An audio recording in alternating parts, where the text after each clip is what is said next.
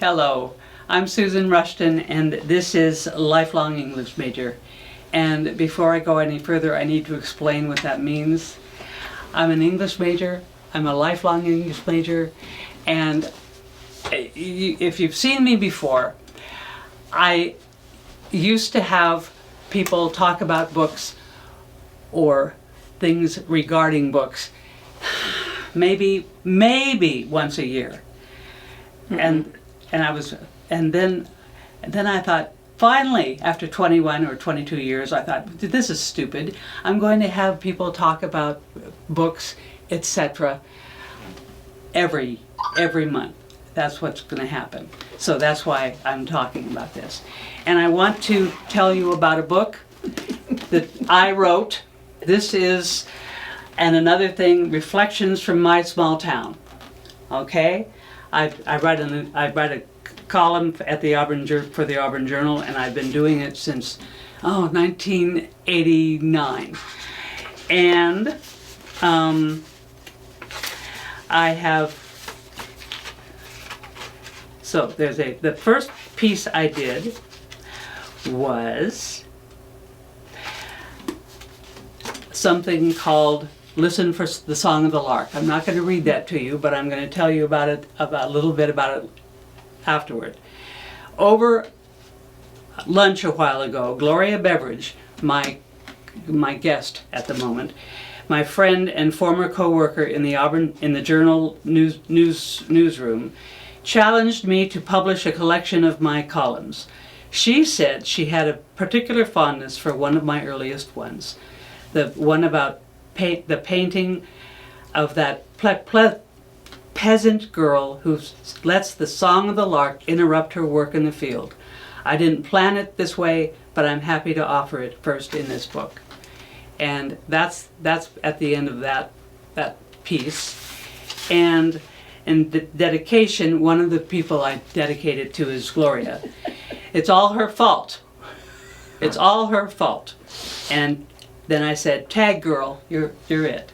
And you haven't done your book I haven't been tagged. Okay. I haven't fulfilled my end of the tag. Tagged you. And so she pushed me to do this, and it's a hell of a lot of work. Even though it's all my stuff and it had already been printed and thought about, it was a lot of work. But I'm very proud of it. And I thank you for pushing me. Thank you, Susan. I think after seeing all of your hard work, I decided I wasn't willing to tackle it. Okay, I don't blame you. Okay, we met when we were both working at the Auburn Journal. Yes. Yes. And that was in the 1980s. That was in the 1980s. Yes. What had you done before?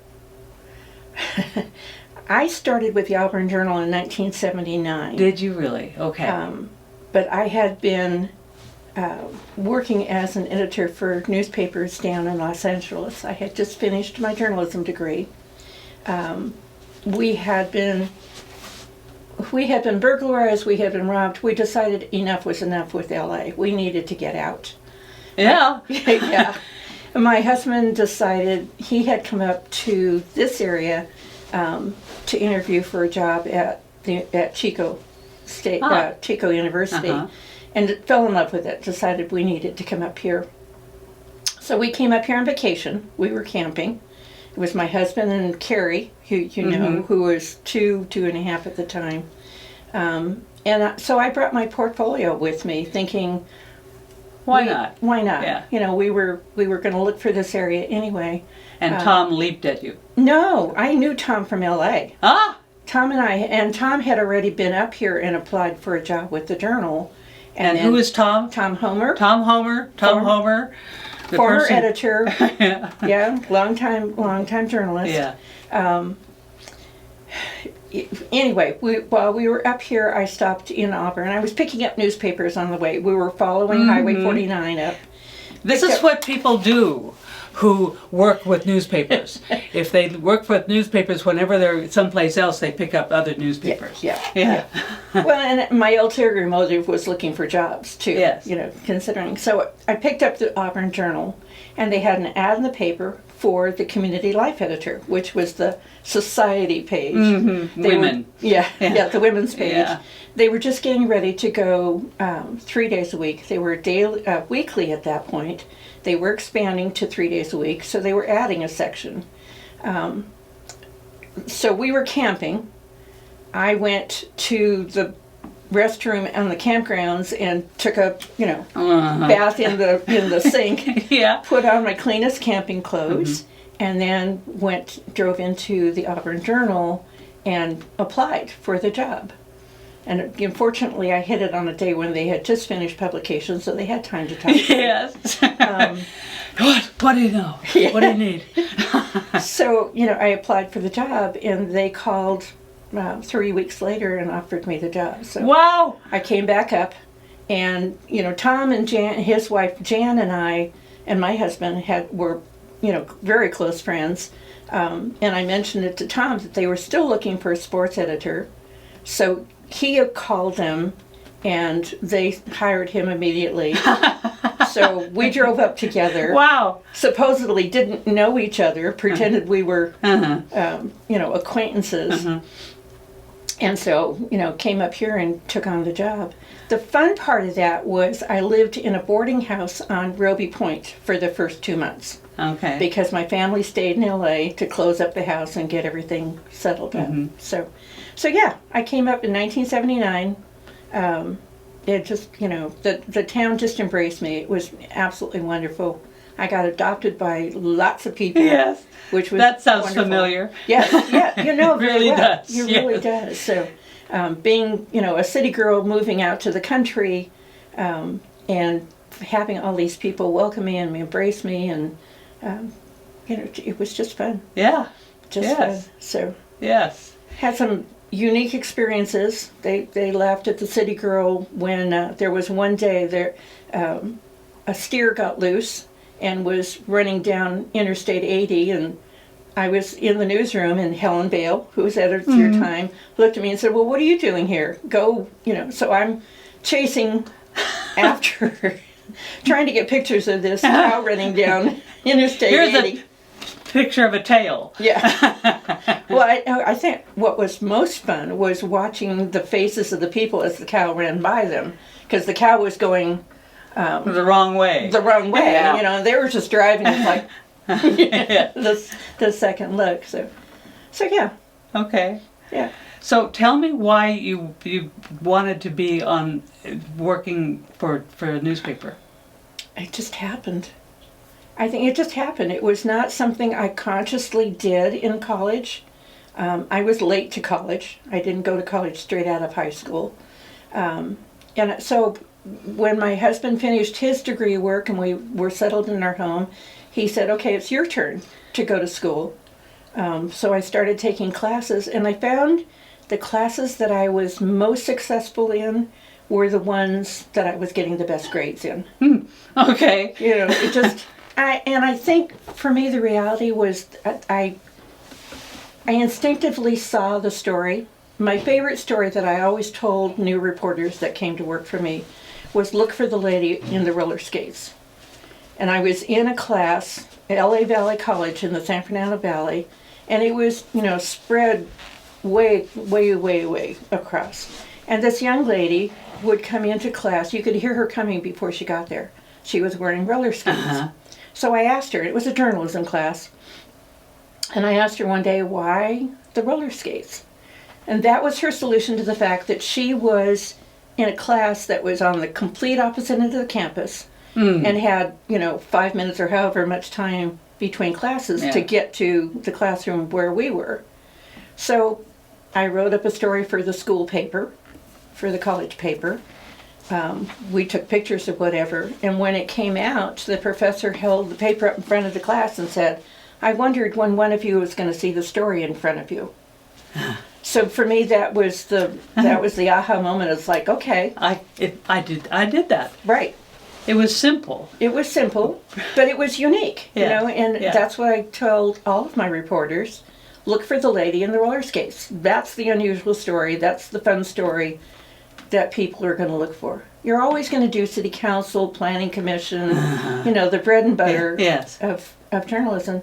But look for the fun stories. Look for Yes. the stories that people will enjoy reading. Yeah. So, you know, for me, the fun was asking people, why do you do what you do? Exactly what you're doing. Exactly what we do when we meet for classes. You know, Yeah. what do you do and why? Yeah. You know, so yeah, that's it. Yes. That's what I Yeah. Everybody has a story. Yep. But very few people ask them. do. Right, Yeah. right. And I think it's one of the advantages, especially now that I'm retired, I still tend to do that. Ask a complete stranger, you know, well, why do you do that? You know, just sometimes it may feel invasive, but it's so much fun. Yes. It's so much fun to ask people about themselves. I want you to be aware that she just said that you have stopped working. Oh, yeah. She has stopped working. Oh, yeah, She has stopped working. That's what she said. theoretically. But she has not stopped working. She's sort of like me.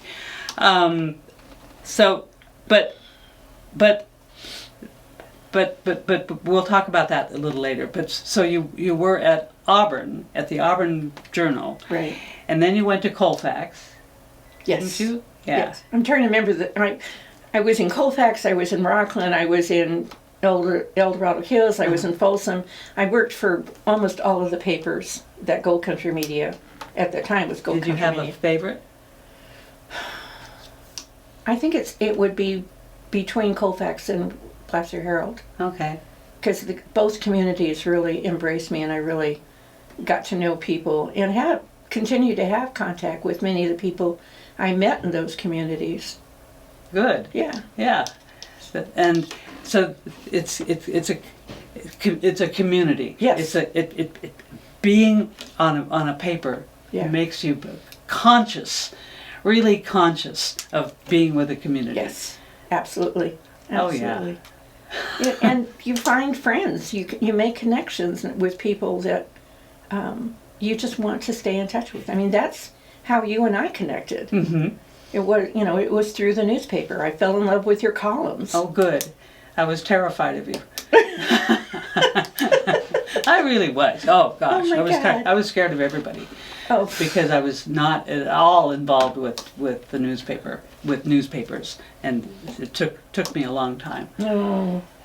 And the news, and we're not talking about books and stuff, but It's all part of literature. yes, yeah, but before I worked in the paper, I was essentially, yes, I can write, and I thought that was all I had to do, right, but no, I had to phone people, I had to go out and talk to strangers, and now Now it's no big deal. now it's no big deal. You just march right up to them. Yes. People love to be asked questions for the most part. Some people, oh no, thank you, and keep on going. But most people like that. Yeah. Yeah. Well, and the hardest part, at least for me, and I'm sure you feel it too, is you're no longer anonymous. Yeah. Once you've been out there and done stories for people, I've had people that stop me and remind me about the story that I wrote about them. It's like, okay. Oh, okay. Yeah. I think the one time that it really hit home for me, for many years I wrote a column called Surviving with Kids. Mm-hmm. And that was the challenge, that you wanted me to put my columns into a book. Remember that? No. So I'm not gonna. Yeah, that's exactly what happened. So anyway, I'm in a bookstore in Roseville, of all places. I was still in Auburn at the time. I'm in a bookstore in Roseville, minding my own business, and this head pops up on the bookcase above, in front of me, and said, "Oh, I just love your column. It's like you're in my house." Okay. Well, and I think that was the ultimate compliment. That person was saying what I was writing hit home for them. Good. And I think that's what journalism and writing does. We're sharing stories that resonate for people, that they can relate to. We're not alone. Right, Yeah. right. Yeah. Sometimes you feel that way, Yes. but the more... Especially when you're looking at that blank screen and the little, the little thing is blipping at you. Yeah. Talk to me, talk to me. Yes. Okay. So, but then after you stopped being on a newspaper, you connected with women. somehow. Well, at one point I decided I had had enough of journalism, and so I left, and I was teaching parenting classes at the Women's Center, and they decided they wanted to hire me to work full-time for them as their program administrator for the domestic violence program. Mm. So I did that for about 6 years and absolutely loved it and connected with a lot of women, found it wonderful. But then I decided I had enough of that, and the editor of the Journal at the time had mentioned that he was looking for an editor in Colfax. Ah. So I was going back to Colfax. Colfax. So I got to Colfax, and it was right about the time that Colfax Council had decided they wanted to eliminate their city police department, which was not terribly effective at the point, and they wanted to contract with the sheriff's office. So that budget-wise, it made a whole lot of sense to the council at the time. They made the decision to do that, but the community didn't like that. And they complained, and they did a recall to pull the council members that had voted to bring the sheriff's office in, and they were successful in recalling all 4 out of the 5. And then the new council decided they would do an advisory vote to find out what the community really wanted. The advisory vote said, yeah, we agree with bringing the sheriff's office in. So, so I'm leaving the Women's Center with all of the, disruption and stuff, the constant crisis, and walking into Colfax that is in the midst of all this constant crisis. And I thought I was leaving all of this exhausting. behind. Yeah. Wow. So I moved back into Colfax and walked right back into another crisis. Oh my. Yeah. Okay. So what now? What are you doing now? I have 2 things in my mind. One is you're deeply involved with the Rockland Library, right? Right. Okay. In what manner? Well, I retired in 2012, and I wanted to pursue my 3 passions, which was art, books, and local history. Before I retired, I had gotten involved as a volunteer with the Rockland Friends of the Library, and I was working in their bookstore. I was volunteering to go in and, oh my God, play with books all day. Handle books, fondle books, do all that. Darn. Yeah, I know. It was really hard. It was really hard. So I have since become what they now call the director of book sales.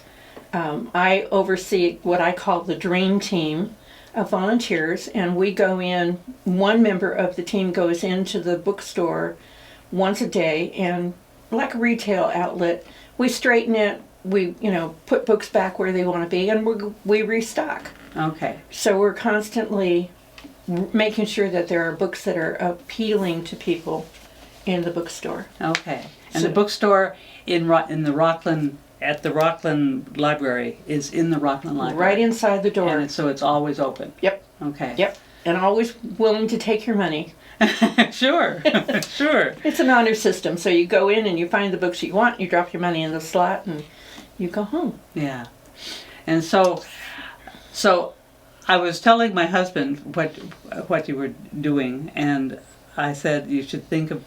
I have not looked at your garage, but and he rolled his eyes, and I have a similar situation. Do you have lots of boxes of books? It's changing. We started putting the excess books in my garage when the pandemic hit. In order to be able to continue collecting donations from folks, and so we kept them in my garage. And then once the pandemic was over, we were able to reopen the bookstore, and we're slowly moving the books back into the store and out of my garage. Yeah. Oh, wonderful. Yeah, I'm yeah. so happy. Well, yeah, except that I could go out you to my could go garage. out and find a book you wanted to read. Oh yeah, my to be read Oh, pile got bigger and bigger and bigger. yeah, yeah. But yeah, it's slowly dwindling. I'll probably be 500 and something by the time I read everything on my want to read list. Okay. So, and then in my other two passions, I was on the board for Arts Council of Placer County. I withdrawn from the board, but I still oversee the grants committee because the Arts Council of Placer County gets funds from the county and sometimes from the state that they then use to fund their staff, but also to give grants to local artists for their projects and make sure that they have the money to continue doing the work, which in turn brings people into the community. They spend time in Placer County spending money going to hotels and shopping and supporting the artists. Yes. And then my third project is Rockland Historical Society. Oh, yeah. Which Okay. I am currently president of that. We have a museum. We have Old St. Mary's Chapel, which is an absolutely adorable New England-looking chapel on Front Street where people can get married. It's a wedding venue. It's non-denominational. The museum is open on weekends. And then the money that we raise by renting the venue for weddings goes to doing projects to preserve history in Rockland. And that's neat. Things that tell people the history of Rockland. Yeah. Okay. Wow. Yeah. Well, yeah. I thought you were retired. Tired mostly. Somehow these days it's okay to take naps. When I was a kid, I didn't like taking naps, and now they're. Do I have to? No, please, let me take a nap today. So, yeah, and you are deeply involved with Ollie at Sarah College, right? And so, aim it there. Ollie is a program that is offered to anyone aged 55 and older. You pay a $20 membership fee for a year, and then you are open to taking all kinds of classes. Yeah, tons of classes. Tons of classes. Yeah. The best part of that is that it's like going to college, but you don't have quizzes or term papers. And you don't have to worry about getting it right or wrong. Right. You don't have a grade. I mean, you take these classes. So it's OLLI stands for Ulster Lifelong Learning Institute. And the goal is to continue learning. Like, being a lifelong English major. Yeah. You can take classes on history, on philosophy, there's a class that starts this week on the elections. Mm-hmm. Just, getting some background into it. So for them, I have since 2015, I've been doing a book group. 2015. Next year it'll be 2 years, 10 years. Mm-hmm. Wow. I do a book group for them. It's become super popular. I jokingly... When you say super popular, what do you mean? Well, we try to limit to 15 people, but I usually fudge and allow 20, and sometimes a little more sneak in, because the size of the room limits, the stuff. But I've had people that are longtime participants in it tell me that it's the best group that they've ever had in. Because we talk. And we tear the book apart and we put it back together. We criticize the author. We talk about the writing style. It's like being in an English literature class all over again. Yeah. And then I just started this year, teaching film classes. I'm kind of following in your footsteps. Thank you. But doing it a little bit differently than you do. I started out with a 6-week series called Travels with Tom Hanks. Yeah, I love that. I love that idea. And it was 6 films that he was moving around. He was traveling. Yeah. It was Captain Phillips, it was Sully, it was Castaway. Yeah. Films, And so, my premise was the most experienced traveler may not want to travel with Tom Hanks after you've seen these movies. Yeah. And we really all did agree when we were all done. But before I show the film, I give them a little bit of the history, the background, how much money the film cost, what awards it won, and what it was up against as far as the Oscars, why they picked this movie instead of the movie we're going to watch for an Oscar. Uh-huh. And then at the end we talk about it, and we tear it apart, and we, point out different And by things. tearing it apart, you don't mean No. It's more of a discussion on what was the intent there? Why did the director choose that? Mm-hmm. One of the scenes in Castaway that we all giggled about, that we all noticed, was at the very end when Tom Hanks comes back, and they throw him this big party and welcome him back, and then the camera pans onto the buffet table. And it's all seafood. We're thinking, well, no. No, thank you. That's the last thing. I've had it. I'm tired of it. That's the last thing he wants to eat. Yeah. So Okay. So stuff like that. We notice the little nuances that they throw in, much as you would in a book. Yeah. The little nuances that are there. Okay. I'd like to go back to yes, we're still talking about Ollie. If you want to know about Ollie, if you don't know it yet, log on to sierracollege.edu/Ollie, O-L-L-I, and you can find out more. That's sierracollege.edu/OLLI. How do you decide the books? Oh, it's kind of a what's the word? Community decision, I guess. I ask when it gets towards the end of our list, everybody who's in the group, attending the group at that point, can submit a suggestion. It has to be a book that they've read. I've been in book groups in the past where the facilitator gave us a whole list of books, so we're going to read these books. And after the first couple, we kind of looked at her and said, "Why did you pick this?" "Oh, I thought it would be interesting." Well, no, that doesn't work. Just because it looked good doesn't mean it's a good read. So it has to be one that you've read, and it has to be discussable. When you finish reading the book, is it a book that you have to find somebody, talk to me about this book? I just have to. What did you think about this? Yeah. So it has to be discussable. Yeah. So when they submit their list, I give a little short synopsis of the book, and then everybody has an opportunity to vote. And the books that get the most votes are the books that we choose to read. For the next time? Mm-hmm. Okay. Mm-hmm. Are these the same people coming back? Typically. Okay. Yeah, I have several in the group that have been with the group since almost the beginning, I think. Okay. So yeah. And you only do one class for books? We meet once a month. Yeah. But it sounds like you might be trying, it might possibly be necessary to have a second one. No, please. Okay. No. Okay. I also do volunteer to do a book group with Atria, which is a senior living program. I thought this would happen, but we're done. We've come to the end. Gosh, that's the first time that's happened in a long time.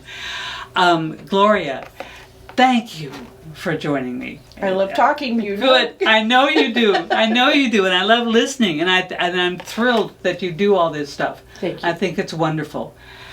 I'm glad to have you as a friend. Thank you. And I'm glad very much. Thank you very much for watching, and I will see you again.